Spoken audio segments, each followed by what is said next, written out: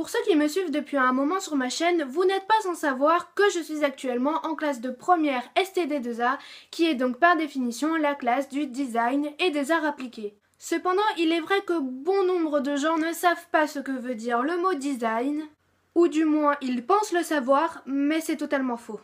Reprenons depuis le début. Le mot design a fait son apparition dans la presse au milieu des années 60, mais le métier du design est né aux États-Unis dans les années 30. D'ailleurs, son introduction officielle dans la langue française a suscité de nombreux débats. Mais au-delà de ça se cache une réelle difficulté à donner une vraie définition à ce mot car il est aujourd'hui employé à toutes les sauces.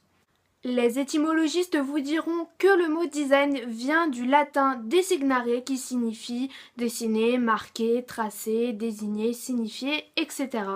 Les sociologues vous affirmeront que le design est un phénomène social de nos sociétés de consommation.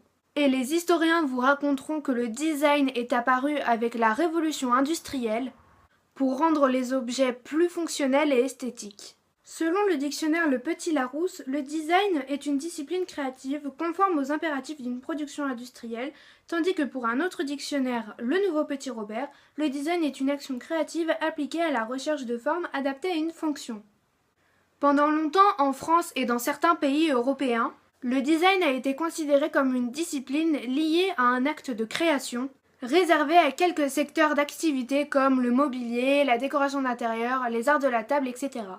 Les designers occupent désormais des fonctions stratégiques et managériales dans la plupart des grandes entreprises. Le design est un moyen de différenciation très puissant car il permet de se démarquer de ses concurrents. Ainsi, on peut dire que le design est une démarche qui englobe un grand nombre d'actions à des niveaux très différents, en passant de la conception à la réalisation d'un projet. Passons maintenant au métier du design.